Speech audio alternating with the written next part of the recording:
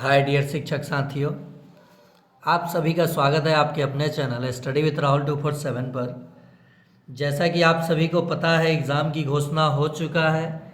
यानी सक्षमता 3 जो है 10 मई से लेकर आपको 15 मई के बीच देखने को मिलेगा। तो इसी डेट तारीख को ध्यान में रखते हुए हम लोग महामैराथन जितना भी टॉपिक वाइज है, चैप्टर वाइज है और ये सिलेबस वाइज है, मैं कराऊंगा। और निश्चित ही आपका स्कोर अगर इस चैनल पर धैर्यपूर्वक ध्यान से पढ़ते हैं तो 120 प्लस स्कोर आसानी से आएगा। साथ ही साथ सक्षमता 1 और सक्षमता 2 के प्रश्न पत्र का हल करा चुका हूँ, जिसका उत्तर इस वीडियो के डिस्क्रिप्शन बॉक्स में लिंक दिया हूँ। प्लेलिस्ट भी आप तैयारी कीजिए, रिजल्ट गारंटेड होगा। इधर उधर आपको भटकने की ज़रूरत नहीं है। और हाँ, वीडियो अगर आप देख रहे हैं तो आपसे एक रिक्वेस्ट है हाथ जोड़कर कि देखिए तो कम से कम लाइक ज़रूर कीजिए और अपने अगले शिक्षक साथी के पास भेज दीजिए। देखिए, प्रथम अभाज्य संख्या है। अभाज्य संख्या वैसी संख्या होता है जिसके पास सिर्फ 2 ही गुणनखंड हो, यानी 2 संख्याओं से वो विभाजित होता हो, 1 से और स्वयं से। तो देखिए, 1 जो है अभाज्य संख्या नहीं है, क्योंकि ये सिर्फ इसके पास 1 को गुणनखंड है। अभाज्य संख्या के पास कम से कम भी 2 और अधिक से अधिक 2 ही गुणनखंड होगा, एक वह और एक हो जाएगा। तो प्रथम अभाज्य संख्या होता है 2। अगर यहाँ आपसे प्रश्न पूछे कि प्रथम सम अभाज्य संख्या क्या है, तब भी उत्तर आप 2 दीजिएगा। देखिए, अभाज्य संख्या अच्छे से जान लीजिए। 3 भी अभाज्य संख्या है, 7 भी है, यहाँ 11 भी है, 13 भी है, 9 अभाज्य नहीं है। देखिए, 3 क्यों है? 1 से कटेगा और स्वयं से कटेगा। 7 क्यों है? 1 से कटेगा और स्वयं से कटेगा। बाकी किसी संख्या से विभाजित पूर्णतः नहीं होगा। लेकिन जो 9 है ये 1 से भी कटेगा, 3 से भी विभाजित होगा और 9 से भी होगा। तो 2 से ज़्यादा गुणनखंड हो गया। समझ गए आप लोग? अब प्रश्न आएगा कि पहला प्रश्न आप लोगों के लिए, प्रथम प्राकृत संख्या है। प्रथम प्राकृत संख्या आपको बताना है। दूसरा प्रश्न, प्रथम भाज्य संख्या आपको बताना है। प्रथम भाज्य संख्या जिसके पास 2 से ज़्यादा गुणनखंड हो। तीसरा प्रश्न आपको बताना है, प्रथम पूर्ण संख्या क्या होता है। जो 0 से शुरू होता है प्राकृत संख्या, उसे पूर्ण संख्या कहते हैं। तो प्रथम पूर्ण संख्या क्या होगा? तीनों प्रश्न का उत्तर आप कमेंट बॉक्स में दीजिएगा। देखिए, यह प्रश्न है भी, प्रथम अभाज्य संख्या क्या है। प्रथम अभाज्य क्या है? भाज्य संख्या यानी जिसके पास 2 से ज़्यादा कितना हो गुणनखंड हो, माने 2 से ज़्यादा गुणनखंड हो, यानी 2 से अधिक संख्याओं से वो विभाजित होता हो, तो वो भाज्य संख्या कहलाएगा। जैसे में 4, 6, 9, 10, 8 ये सब भाज्य संख्याएं हैं। चलिए आगे देखते हैं प्रश्न। पाई है। तो देखिए, पाई एक अपरिमेय संख्या है, लेकिन जो पाई का मान होता है 22/7, यह परिमेय होता है। क्या होता है? परिमेय। अगर मान दिया रहेगा, पूछेगा 22/7 कैसी संख्या है, तो परिमेय, लेकिन पाई कहेगा तो अपरिमेय। और एक चीज़ यहाँ पे मैं आपको और बता दूँ, 2 परिमेय संख्याओं के बीच में अनंत परिमेय संख्या होते हैं। अनंत परिमेय संख्या होते हैं, ठीक है। और सभी वास्तविक संख्या 2 कैटेगरी में बटा हुआ है, परिमेय और अपरिमेय। चलिए आगे देखते हैं प्रश्न। 2 परिमेय संख्याओं के बीच में कितने परिमेय संख्याएं होते हैं? ये आप लोगों के लिए 4 नंबर प्रश्न रहेगा। अभी मैं थ्योरी में बताया कि 2 परिमेय संख्याओं के बीच में हमेशा कितना, तो आपको जवाब देना है। ऑप्शन है 1, अनंत, 3 या 2। देखिए, इस चैनल पे मैं फास्ट क्लास नहीं करूँगा अब, क्योंकि एग्ज़ाम आ चुका है। आज मैथ, तो फिर इसके बाद आपको मिलेगा सामान्य अध्ययन, फिर पर्यावरण, और जहाँ भी महामैराथन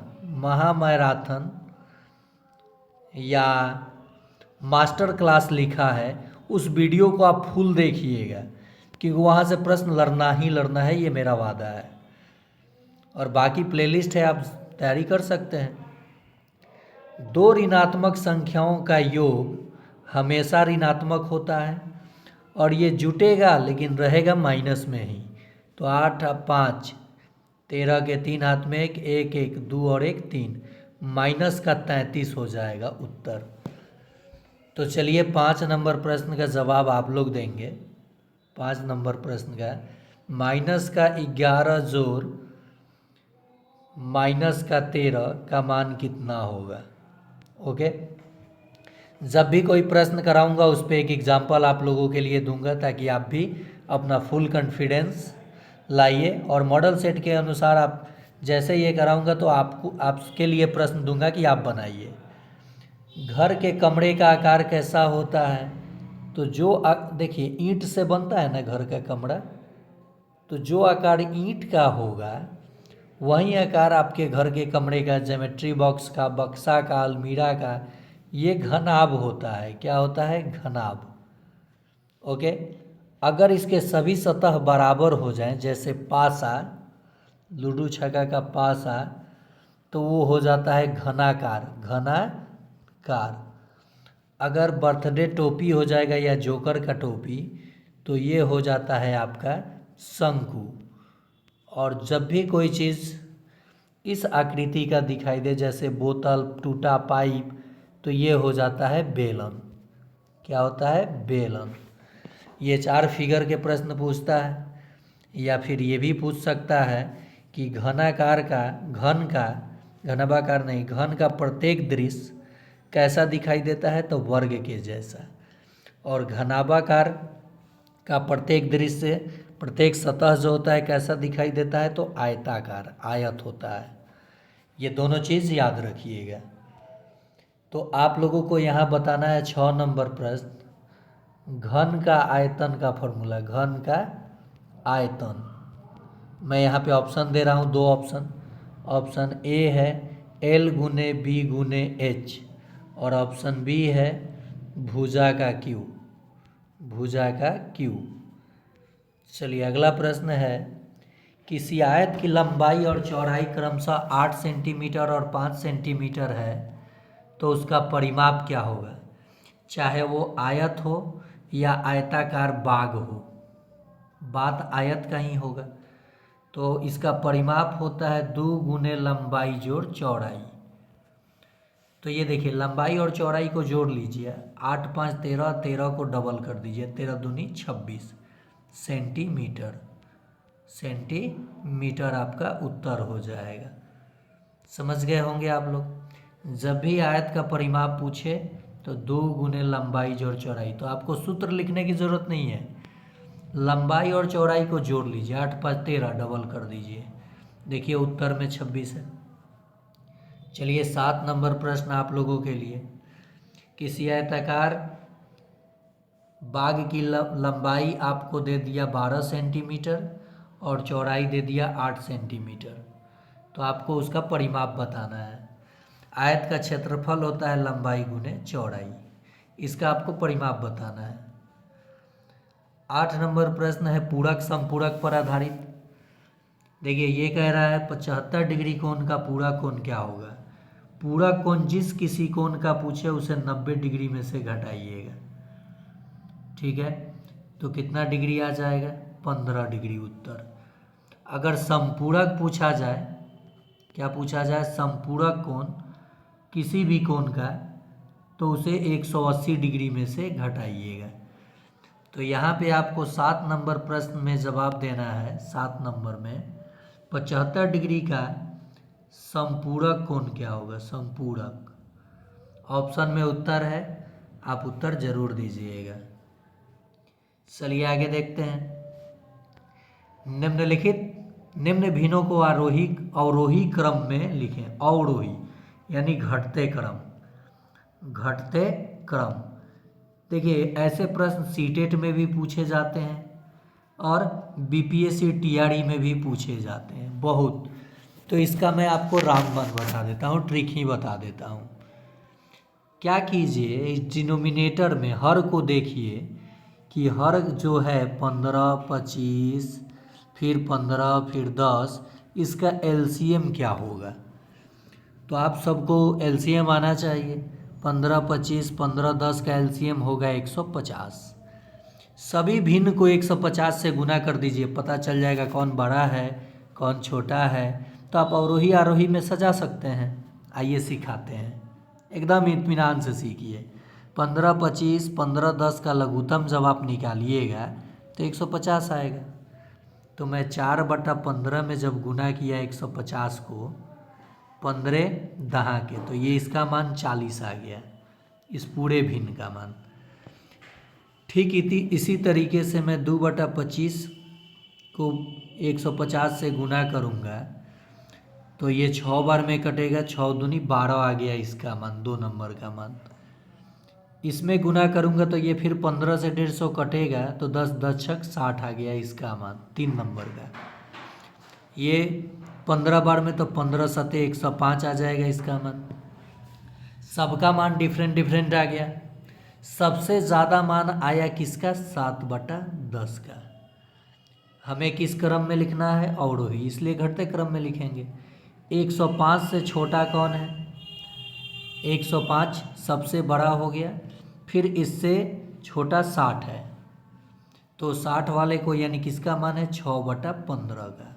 फिर 40 है 4/15, और फिर क्या है 2/25। नहीं समझे, आइए फिर से समझा देते हैं। 4/15 में जब आप 150 से गुना किए, क्योंकि इन सब का लघुत्तम 150, तो ये कटा 10 बार में, तो इसका मान 40 आ गया, पहले भिन्न का मान। दूसरे भिन्न का मान 2/25 में जब 150 से गुना करेंगे तो ये 12 आ गया। तीसरे भिन्न यानी 6/15 को फिर 150 से गुना करेंगे तो 60 आ गया। और अंतिम 7/10 को जब 150 से गुना करेंगे तो ये 15 सते 105 आ गया। तो सबसे ज़्यादा मान लास्ट भिन्न का आया, तो बड़ा से छोटा की ओर चलेंगे तब अवरोही होगा। अब आपसे इसमें पूछा जाता है कि 3 नंबर पे कौन आएगा, तो 1 नंबर पे, 2 नंबर पे, 3 नंबर पे। 3 नंबर पे 4/15 आएगा। ये भी सीटेट में पूछा जाता है ऐसे। आसान हो गया आपके लिए, एलसीएम निकाल करके सीधे गुना करके पता कर लीजिए। थोड़ा समय लगता है सीखने में। तो इस प्रश्न का जवाब 9 नंबर प्रश्न या 8 नंबर, शायद 8 नंबर है, 8 नंबर प्रश्न आप लोगों के लिए 13, 26, 39, 52 में कौन सबसे छोटा है आपको बताना है। आप लोग देखते हैं कितने साथी हमारे ऑप्शन दे देता हूँ। 9/13, ऑप्शन बी 17/26, ऑप्शन सी 28/39 और ऑप्शन डी 33/52। आपको बताना है कि इसमें सबसे छोटा कौन है। वही मेथड लगाइए, आपका उत्तर झलक जाएगा। नेक्स्ट है 100 और 200 का वर्ग चिन्ह कितना होगा। तो वर्ग चिन्ह बहुत बार सिखाया हूँ मैं। लोअर लिमिट और अपर लिमिट यानी निम्न सीमा और उच्च सीमा को जोड़ दीजिए और आधा कर दीजिए तो आपको वर्ग चिन्ह मिल जाएगा। 300 का आधा क्या हो जाएगा, 150। अगर निम्न सीमा पूछता तो 100, ऊपरी सीमा पूछता तो 200, आपका उत्तर हो जाता। तो चलिए 9 नंबर प्रश्न आप लोगों के लिए, 9 नंबर या 9 नंबर मान लीजिए। चलिए यहाँ से नंबरिंग काउंटिंग भूल गया मैं, तो यहाँ अब नंबरिंग के हिसाब से ही प्रश्न सेट करूँगा। 9 नंबर मानकर जवाब दीजिएगा। 20 और 30 का आपको वर्ग चिन्ह बताना है। अगला प्रश्न है किसी वर्ग की भुजा को 4 गुना कर दिया जाए तो क्षेत्रफल पर क्या प्रभाव पड़ेगा। तो देखिए वर्ग का क्षेत्रफल होता है भुजा का वर्ग। क्या होता है, भुजा का वर्ग। तो 4 गुना किया गया तो 4 यानी भुजा को 4 गुना किया जाएगा, इसका वर्ग करेंगे तो 16 गुना बढ़ जाएगा। तो इसके लिए मैं आपको ट्रिक ही बता दे रहा हूँ। जितना गुना किसी वर्ग की भुजा को किया जाए उसका वर्ग कर दीजिएगा अगर, तो उसके क्षेत्रफल उतना गुना बढ़ जाएगा। तो 10 नंबर प्रश्न आप लोगों के लिए, किसी वर्ग की भुजा 5 गुना कर दिया जाए तो क्षेत्रफल पर क्या प्रभाव पड़ेगा। ऑप्शन है 5 गुना ही रहेगा, 25 गुना हो जाएगा, ये वाला गुना लिख लीजिए 25 गुना, या 15 गुना, या 20 गुना। कमेंट में जवाब दीजिएगा 10 नंबर प्रश्न का। पाइप का आकार कैसा होता है, 11 नंबर प्रश्न आप लोगों के लिए। ऑप्शन है बेलनाकार, शंकु होता है, घन होता है, या आयत होता है। चलिए आगे देखते हैं। किसी वर्ग की भुजा 7 सेंटीमीटर है तो उसका क्षेत्रफल कितना होगा। 12 नंबर प्रश्न। अभी बताया मैंने, वर्ग का क्षेत्रफल होता है भुजा का वर्ग, यानी भुजा गुने भुजा। तो 7 सेंटीमीटर का आप वर्ग कीजिएगा, देखिए कितना आ रहा है। प्रथम 13 अब विषम संख्याओं का योग कितना होगा, यानी 1 जोड़ 3 जोड़ 5 जोड़ डॉट डॉट 13वां विषम संख्या क्या आ जाएगा बताइए। ऐसे करके 13 को विषम संख्या को हमें जोड़ना है। मान लीजिए मैं यहाँ लिख देता हूँ 7 जोड़ 9 जोड़ 11 जोड़ 13 जोड़ 15 जोड़ 17 जोड़ 19 जोड़ 21 जोड़ 23 जोड़ 25। देखिए 1 2 3 4 5 6 7 8 9 10 11 12 13, 13 दूनी 26, तो एक कम 25 तक विषम संख्या जाएगा। अब इसको जोड़ने में आपको समय लगेगा। तो जब भी ऐसे प्रश्न मिले आपको कि प्रथम से n विषम संख्याओं का योग क्या होगा, तो n का स्क्वायर कर दीजिए। मतलब यहाँ n की जगह 13 है, 13 का वर्ग कर दीजिए, 169 हो जाएगा। यानी इन सबको जब आप जोड़ेंगे तो 169 आएगा। देखिए क्या कर रहा है, प्रथम से 13 विषम संख्याओं का योग, तो 13 का वर्ग कर दीजिए, आपका उत्तर मिल जाएगा। तो आप लोगों के लिए प्रश्न रहेगा 13 नंबर, प्रथम से 11 विषम संख्याओं का योग क्या होगा। ऑप्शन 1 है 169, 126, 121, 1131। चलिए कमेंट में जवाब दीजिएगा। और हाँ, रिक्वेस्ट मैं बार बार कर रहा हूँ कि अगर आप मेरे चैनल को देख रहे हैं तो मैं आपसे कोई फ़ी और पेड कोर्स के लिए नहीं बोल रहा हूँ, नहीं ज्वाइन करने के लिए बोल रहा हूँ। सिर्फ आप लाइक कीजिए, आपको total content free of cost मिल जाएगा, क्योंकि मैं भी एक टीचर हूँ, आप ही लोगों के ग्रुप से हूँ। तो आप लोग विश्वास कर सकते हैं, और बहुत सारे रिजल्ट जीके स्टडीज चैनल के माध्यम से मैं दे चुका हूँ, चाहे वो प्रधान शिक्षक का हो या मैं नहीं दिया हूँ, शिक्षकों ने इस चैनल पे विश्वास किया, पढ़ा और उनके बदौलत रिज़ल्ट हुआ। मैं सिर्फ एक माध्यम था, रिज़ल्ट मैं नहीं दिया, उनका मेहनत उनका रिज़ल्ट लाया। बहुत सारे शिक्षक 2-3 नंबर से रह गए थे, जो कि अदर चैनल पे भी थे, मेरे चैनल पे भी थे, वो लेट से जुड़े थे, उनको जीके स्टडीज चैनल के बारे में पता नहीं था। इस चैनल पे मैं पढ़ाना बंद कर दिया था, बीच में चैनल डिस्टर्ब हुआ था, लेकिन आपको दोनों चैनल पे कंटेंट मिलता है अब, जीके स्टडीज़ पे भी और स्टडी विथ राहुल 247 पे भी, इस चैनल पे भी। तो ज़्यादा अभी सक्षमता 3 के लिए मैं स्टडी विथ राहुल 247 पे ही लेके चल रहा हूँ। जीके स्टडीज़ पे इंफॉर्मेशन, सीटेट और अन्य एग्ज़ाम की तैयारी कराऊंगा, इसलिए इस चैनल पे अभी सक्षमता का नहीं डाल रहा हूँ। तो आप दोनों चैनल को सब्सक्राइब कर लीजिए, मन हो तो, ना मन हो तो सब्सक्राइब नहीं कीजिए, लाइक कीजिए केवल और देखिए। नहीं तो कहीं आप सब्सक्राइब कर लेंगे, मुझे 1-1.5 करोड़ रुपया मिल गया तो मैं छोड़ के भाग जाऊंगा चैनल। ये भी होता है, मन में चलता है बहुत लोगों को।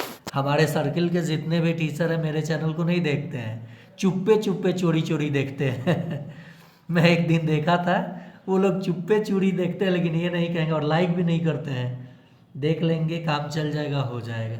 आप लोगों से रिक्वेस्ट है, आप लोग हमसे सीनियर हैं, आप लोग देखिए तो लाइक ज़रूर कीजिए, और नहीं लाइक करने लायक हो तो मत कीजिएगा। 2347 में कितने सैकड़े हैं। तो जब भी ऐसा प्रश्न सीटेट में पूछा गया, बहुत सारे साथी गलत मार कर आ गए, और आप भी मुझे पता है सोच रहे हैं कि 3 सैकड़ा है, जो कि उत्तर गलत है। अब आप सोच में पड़ गए होंगे कि आखिर ये उत्तर गलत कैसे है, सैकड़े के स्थान पे तो 3 ही है सर। तो 3 सैकड़ा है। कह रहा है कि 2347 में कितने सैकड़े हैं।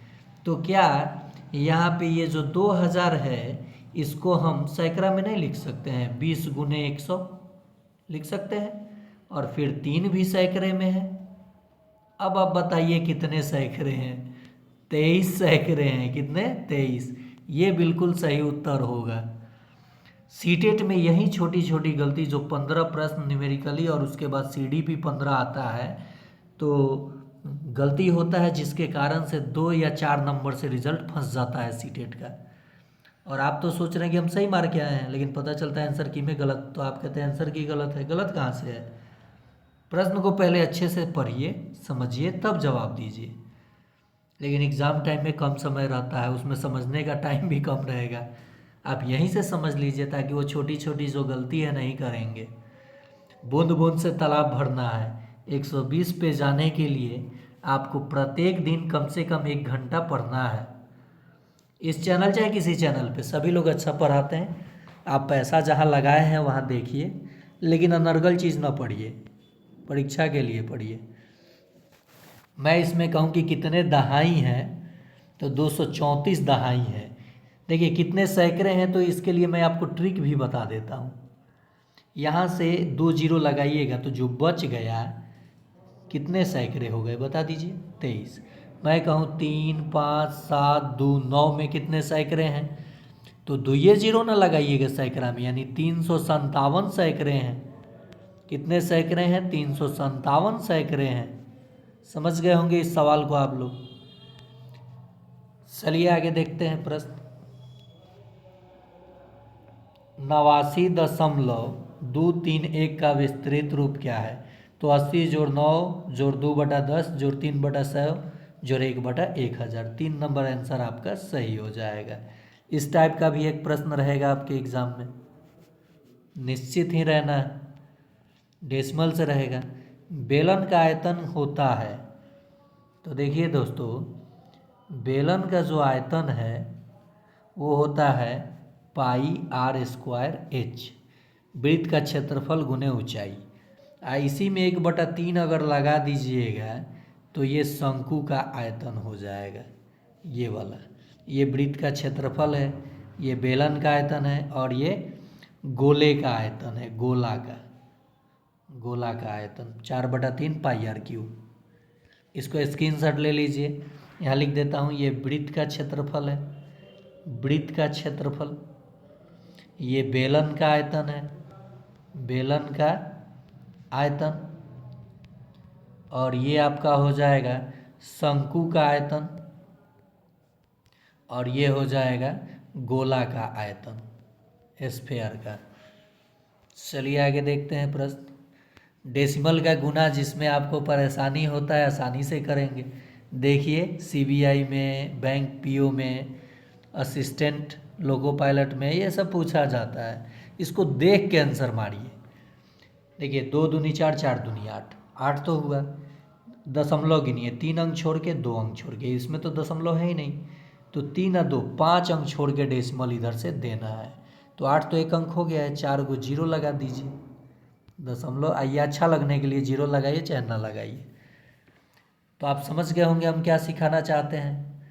तो देखिए 0.00008 पहला ही ऑप्शन सही हो जाएगा। तो आपको अब उधर पता ना कितना 13 शायद प्रश्न दिए थे, ये 14 नंबर मानकर आपको बताना है जवाब, और ये 15 नंबर मानकर कि आंसर क्या होगा। अब तो झटाक से आप आंसर दे देंगे। एपी का देखिए, अब ये सारे प्रश्न जो सक्षमता में पूछे गए थे, सक्षमता 1 में और 2 में, वहाँ से भी 10 प्रश्न करा रहा हूँ। मैं बोला ना पूरे अपना टोटल मेथड लगा दूंगा, आप केवल देखिए, इसी आधार पे सवाल बनाइए, चैनल को लाइक कीजिए, शेयर कीजिए। मैं कॉन्सेप्ट पूरा आपका क्लियर करा दूंगा, चाहे वो करेंट अफेयर्स हो, रीजनिंग टाइप का 3-4 सवाल आता है वो आसान होता है, ऑड एंड इवन। उसके बाद आपका सामान्य अध्ययन में जो करेंट अफेयर्स, सामान्य अध्ययन, पर्यावरण सब करा दूंगा। इंग्लिश 8 प्रश्न रहता है, आंख मूंद के आप 5 प्रश्न सही करेंगे, ऐसे तुक्का बताऊंगा। चलिए एपी के सवाल को देखते हैं। प्रथम पद को ए माना जाता है, दो पदों के बीच के अंतर को डी माना जाता है, 4 में से 1 जाएगा 3 होगा डी यानी सार्वंतर, 7 में से 4 जाएगा तब भी 3 होगा, 10 में से 7 जाएगा तब भी 3 होगा। 81वां पद पूछा है यानी n 81वां पद पूछा है Tn। इसके लिए फॉर्मूला होता है a प्लस n घटाव 1 गुना डी। n क्या है तो कौन सा पद पूछा है 81वां, तो 81 लिखेंगे यहाँ। a का मान कितना है, प्रथम पद 1 जोड़ 81 घटाव 1 फॉर्मूले के अकॉर्डिंग, और डी का मान कितना है, सार्वंतर कितना है 3। तो देखिए 1 जोड़ 80 में 3 से गुना कीजिएगा तो 8 3 का 24 240, 240 में 1 जोड़ दीजिए 241 आंसर आ जाएगा 81वां पद। फिर से समझ लीजिए, किसी भी एपी में अगर Tnवां पद पूछे तो आपको सूत्र लिखना है a जोड़ n घटाव 1 गुना डी। a जो है प्रथम पद है, प्रथम पद क्या दिया है, प्रथम पद 1, डी जो है सार्वंतर है, दूसरे किसी भी अगले पद में से उसके जस्ट पिछले पद को घटाइएगा तो आपको सार्वंतर मिल जाएगा। तो 10 में से 7 घटेगा तो 3। कौन सा पद पूछा है, n की जगह क्या रखिएगा 81, या ऐसे भी आप लिख सकते थे a प्लस 80d, इससे कम करके 1 जोड़ 80 गुना 3, 1 जोड़ 240 बराबर 241। किसी भी प्रश्न को देख के आपको डरना नहीं है, चीज़ों को सीखना है। ये बदमाश रूल पे है, 2 जोड़ 2 घटाव 2 गुना 2 भाग 2, पहले भाग की क्रिया होगा, 2 जोड़ 2 घटाव 2 गुना 2 में 2 से भाग देंगे तो 1 होगा, 2 जोड़ 2 घटाव पहले गुना होगा 2, अब जोड़ होगा 2 2 4 में से 2 जाएगा तो 2 आ जाएगा, उत्तर हो गया। नेक्स्ट है बेलन के आयतन पे, ये सेंटीमीटर स्क्वायर नहीं होगा, सेंटीमीटर क्यूब होता है आयतन घन इकाई। 2 सेंटीमीटर त्रिज्या और 7 सेंटीमीटर ऊंचाई वाली बेलन के आयतन बताना है, यानी पाई r स्क्वायर h। पाई का मान 22/7, त्रिज्या 2 है, 2 गुना 2 और ऊंचाई 7 है, 7 से 7 कट गया, 2 दूनी 4, 22 चौक 88 सेंटीमीटर क्यूब होगा। आयतन क्यूब में होता है, घन इकाई में यहाँ 3 होगा। खैर यूनिट में ना जाइए, ऐसे आपको बनाना होगा। नेक्स्ट है, ये बहुत ही दमदार प्रश्न है, लाभ हानि डिस्काउंट पे आधारित। एक रोबोट का अंकित मूल्य 18,000 रुपया है, इस पे 20% छूट दिया गया। माने किसी दुकानदार ने अपने आइटम पे 18,000 लिखा और आप जब खरीदने गए तो बोला हम आपको 20% की छूट दे देंगे, तो लेगा 80%। 80/100, 00 से 00 कैंसिल, 18 के पर 8 बार पढ़िएगा तो 144, ये हो गया। आपको इतना में सामान वो दे दिया, लेकिन उस दुकानदार को जब बेचा तो 4% का घाटा लग गया, हानि हो गया। तो ये इस पे विक्रय मूल्य हो गया और हानि प्रतिशत दिया है। आपसे लागत मूल्य यानी क्रय मूल्य पूछ दिया है। क्या कीजिएगा, विक्रय मूल्य गुना 100 आप बटा में 100 घटाओ हानि प्रतिशत, तो 100 में से 4 घटाइएगा तो 96 आ जाएगा। कितना आ जाएगा, 96 आ जाएगा। और जब इसे आप काटिएगा तो ये 150 बार में कट जाएगा। कितने बार में कट जाएगा, 150 बार में। बस 2 जीरो लगा दीजिए, 15,000 उसका अंकित मूल्य था, आंसर आ गया।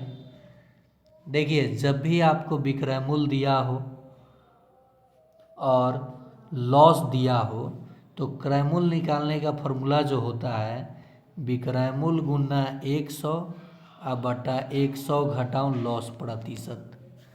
यही तो फॉर्मूला लगाया मैंने सबसे पहले विक्रय मूल्य निकाल लिया, 14,400 आ गया, गुना 100 किया और 100 में से 4% घटाया तो 96 आ गया। इसे काटा तो 150 आया, 2 जीरो है, 2 जीरो लगा दिया मैंने, आंसर आ गया। कितना समय लगा। नेक्स्ट है संख्या पे आधारित प्रश्न। 2 अंकों की एक संख्या ऐसी होती है जिसके अंकों का गुणनफल 8 है। तो देखिए सबका गुणनफल 8 हो जाएगा, तो आंसर नहीं पकड़ाया। जब हम संख्या में 18 जोड़े देंगे तो संख्या उलट जाएगा, मतलब 18 है तो 81 हो जाएगा, या 24 है तो 42 हो जाएगा, या 42 है तो 24 हो जाएगा, या 81 है तो 18 हो जाएगा। तो चलिए जोड़ के देखते हैं सीधे संख्या में ही। 18 में 18 जोड़ेंगे तो ये तो 36 आएगा, संख्या ही बदल गया, उत्तर नहीं होगा। 24 में 18 जोड़ेंगे तो 8 4 12 के 2 और 2 1 3 1 4। देखिए ये पलट गया, आपस में बदल गया, उलट जाता है तो बदल गया, दूसरा ही आंसर हो जाएगा। ऐसे सवाल यूं ही बना लीजिएगा। त्रिविमीय आकृति शंकु में कितने फलक होते हैं?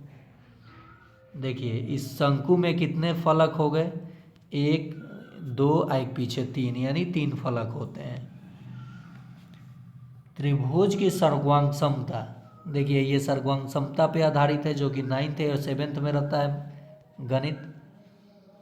जब भी आपको किसी त्रिभुज की 2 भुजा और एक कोण, 2 भुजा और एक कोण दिया हो बराबर, तो भुजा कोण भुजा से सर्वांगसम होता है, साइड एंगल साइड से, side angle side, 2 number answer हो जाएगा। सर्वांग समता के 4 नियम हैं, चारों नियम यहाँ दिया है। भुजा भुजा भुजा, भुजा कोण भुजा, कोण भुजा कोण, और राइट एंगल हाइपोटेनस और साइड। 2007 4 गुने 7, तो 7 चौक 28 के 8, हाथ में 2 2। देखिए 2004 है और 7 से गुना करना है तो 14028 होगा, ये आंसर होगा। और बहुत सारे लोग ये मार देंगे मिस्टेक से, नहीं मारना है, 14028 होगा उत्तर आपका, चाहे ऐसे गुना कर लीजिए।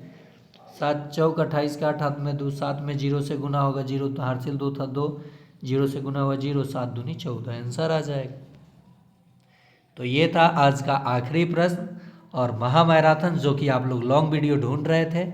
मैं भी इंतज़ार ही कर रहा था कि कब डेट निर्धारित हो, और मुझे ये चीज़ पता था कि मई के अंत तक एग्ज़ाम होगा, माने 20 मई के बाद ही। लेकिन जैसे ही कल घोषणा हुआ 10 से 15 मई के बीच, उसके बाद सक्षमता 4 के लिए भी बहुत सारे लोग इंतज़ार कर रहे हैं, वो लोग भी जुड़ जाएं, अभी से पढ़ने लगे। और सक्षमता 5 भी, यानी जुलाई तक सभी को विशिष्ट शिक्षक बना देना है और सभी का को एक प्लेटफॉर्म पे ला देना है, यानी सबका पेमेंट ट्रेजरी से होगा।